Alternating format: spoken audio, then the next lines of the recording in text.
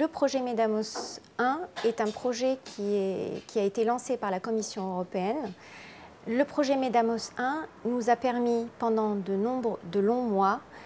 de rencontrer tous les partenaires de ports appartenant à la rive sud et à la rive nord de la Méditerranée. Dans le cadre de ce projet, nous avons donc eu l'occasion de travailler avec des responsables portuaires, des exportateurs, mais également toutes les autorités administratives de différents ports de la Méditerranée qui avaient été retenus comme projet pilote pour le lancement de services autoroutes de la mer. L'objectif de MEDAMOS 1 était de recenser l'ensemble des obstacles auxquels se heurtaient les opérateurs, notamment portuaires, dans le cadre de la mise en place de lignes dites autoroutes de la mer. Ce travail d'audit nous a permis de bien cerner ces obstacles et de recenser l'ensemble des besoins de ces opérateurs de façon à les transmettre à la Commission européenne et de pouvoir donner une suite que nous espérons favorable dans les prochains mois dans le cadre de MEDAMOS 2. MEDAMOS 1 nous a permis de donner vie à quelque chose qui, jusqu'ici,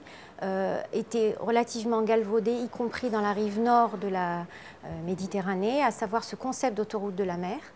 puisque nous avons, par le biais des projets pilotes qui ont été retenus, notamment et qui relient la rive sud à la rive nord de la Méditerranée, nous avons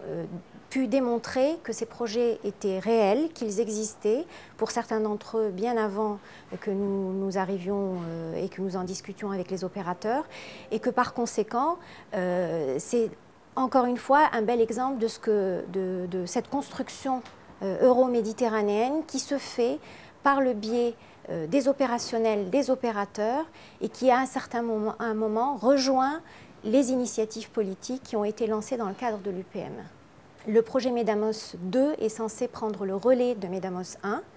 et donc de poursuivre les efforts qui ont été